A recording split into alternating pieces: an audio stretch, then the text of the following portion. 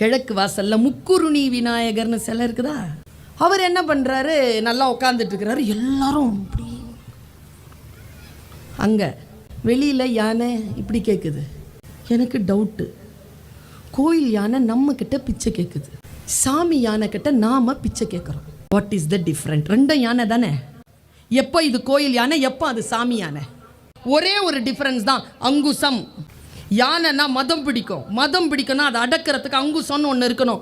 அந்த யானைக்கு மதம் பிடிக்கிற அந்த பலவீனத்தை அடக்கக்கூடிய அங்குசத்தை கோவில் யானை தன் பாகன் கையில் கொடுத்திருக்கிறது.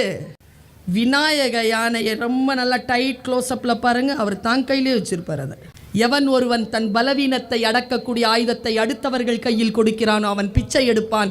எவன் ஒருவன் தன் பலவீனத்தை அடக்கக்கூடிய ஆயுதத்தை தன் கையிலேயே கொண்டிருப்பான் அவன் அடுத்தவர்களுக்கு பிச்சை போடுவான் என்று விநாயக சாமி நமக்கு சொல்லுது.